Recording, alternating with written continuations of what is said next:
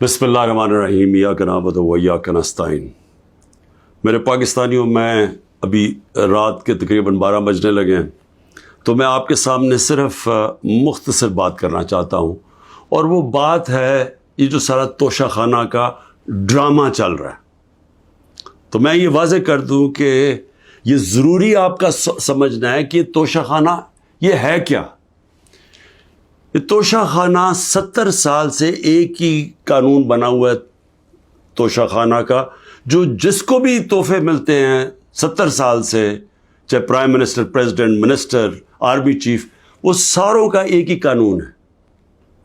اسی قانون کے مطابق جو بھی توشہ خانہ سے میں نے چیزیں لی، اس قانون کے مطابق چلا۔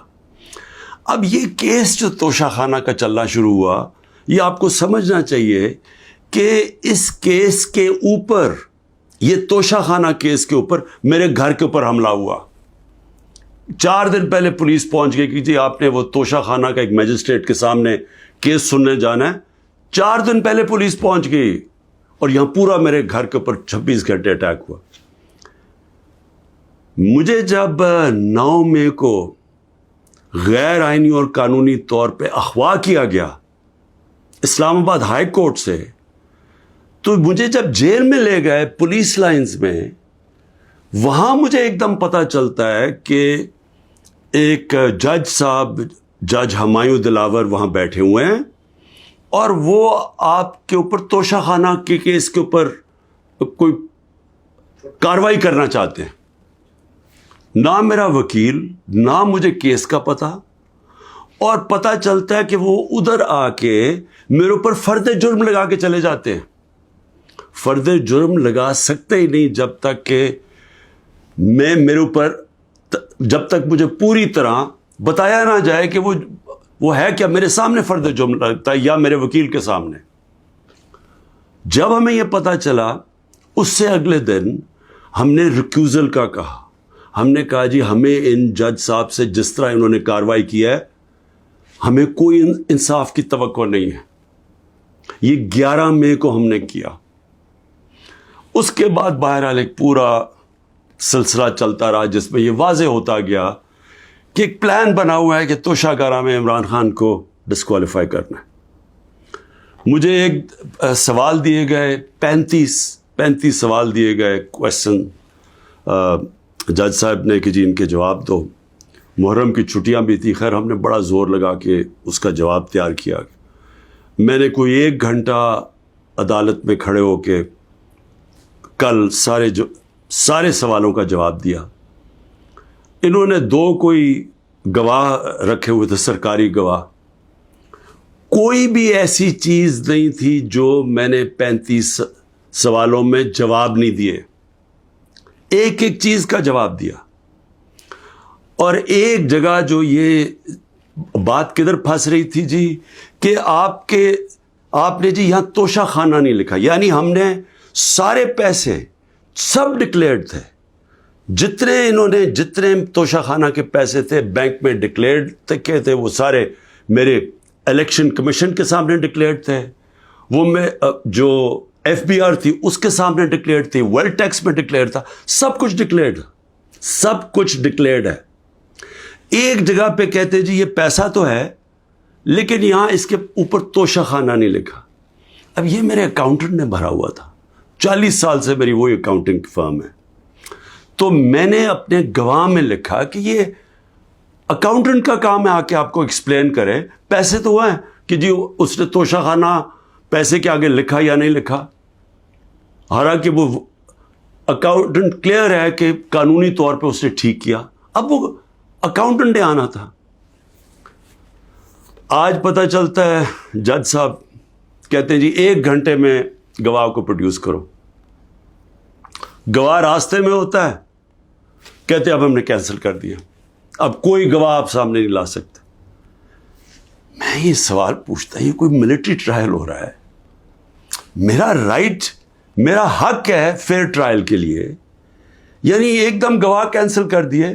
میں نے کوئی 5-6 گواہ لے کے آنے تھے تاکہ وہ ایکسپلین کرے، جو 35 کویسچنز انہوں نے بھیجے ان کے جواب میں مجھے موقع تو ملے کہ اگر کوئی پوچھے، میرے وکیل ان کو سمجھانے کے لیے گواہ تو اس لیے ہوتے ہیں، گواہی سارے کینسل کر دیے، اور آج اب ایسے لگ رہا ہے کہ کل فرد جرم قائم کر دیں گے. یعنی مجھے سمجھ نہیں آ رہی کہ یہ جلدی اتنی کیا ہے. کیا کل 2 دن، آج گواہ آ جائے، کل گواہ آ جائے، اس کے بعد پھر آپ نے جج صاحب فیصلہ کرنا ہے وہ آپ نے کرنا ہے. لیکن مجھے تو موقع ملے کہ ہر دنیا میں ایک موقع ملتا ہے انسان کو فیئر ٹرائل کا، وہ مجھے موقع دینا چاہیے. اور ابھی سپریم کورٹ میں یہ بھی کہہ دوں کہ ہم نے ریکیوزل کا بھی ان جج صاحب کا کہا ہوا ہے کہ ہمیں ان کے اوپر اعتماد نہیں ہے. وہ پڑا ہوا ہے اسلام آباد ہائی کورٹ میں. وہ اسلام آباد ہائی کورٹ بدقسمتی سے فیصلہ نہیں کر رہے چیف جسٹس صاحب. میں یہ بھی کہہ دوں کہ صرف اتنی زیادہ، پتہ نہیں میں کتنے کیسز میں ہوں، صرف 2 ججز کے اوپر میں نے ریکیوزل کا کہا ہوا ہے. ایک اسلام آباد ہائی کورٹ کے چیف جسٹس اور دوسرے یہ جسٹس دلاور. یہ میرا رائٹ ہے کہ اگر میں سمجھ رہا ہوں مجھے انصاف نہیں مل رہا تو میرا یہ حق ہے کہ میں ان کو ریکیوز کرواؤں، ان کو کہوں کہ کسی اور کو بھیج دے. اب وہاں بھی فیصلہ نہیں ہو رہا اسلام آباد ہائی کورٹ میں. ہم سپریم کورٹ میں گئے ہیں، سپریم کورٹ کہہ رہے ہیں کہ اسلام آباد ہائی کورٹ فیصلہ کرو، اور سپریم کورٹ نے کہا کہ تب تک انہوں نے جسٹس دلاور نے فیصلہ نہیں کرنا جب تک کہ یہ اس کے اوپر فیصلہ نہیں ہوتا ٹرانسفر پہ. لیکن مجھے لگ رہا ہے کہ کل انہوں نے فیصلہ کر دینا ہے، اس لیے میں رات کو لیٹ آپ کے سامنے آ رہا ہوں.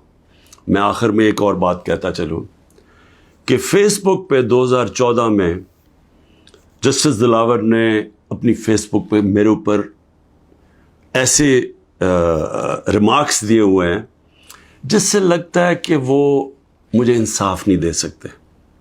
یعنی ان کی ایک پرسنل ڈسلائک اس میں سامنے آ رہی ہے. ہم نے یہ چیف جسٹس صاحب اسلام آباد والوں کو کہا کہ دیکھیں یہ پریجوڈسڈ ہے. انہوں نے جا کے ایف آئی اے کو کہا کہ بتاؤ کہ جناب یہ ٹھیک ہے یا نہیں، یہ جو فیس بک پہ ان کی پوسٹ تھی. ایف آئی اے نے وہ چیک کر کے کہ کیونکہ وہ ڈیلیٹ کر چکے تھے پوسٹ، انہوں نے واپس کہا دی وہاں تو پوسٹ ہی نہیں ہے. دیکھیں بڑا آسان کام ہے. اگر آپ اس ملک پہ انصاف چاہتے ہیں، میں چیف جسٹس صاحب اسلام آباد آپ کو بھی کہتا ہوں اور ایف آئی اے آپ کو بھی کہتا ہوں، ایک فیس بک کو ایک صرف لیٹر جانا چاہیے آپ سے، ایک ای میل کریں کہ یہ کیس ہو رہا ہے. 90 دن تک ان کے پاس ریکارڈ ہوتا ہے.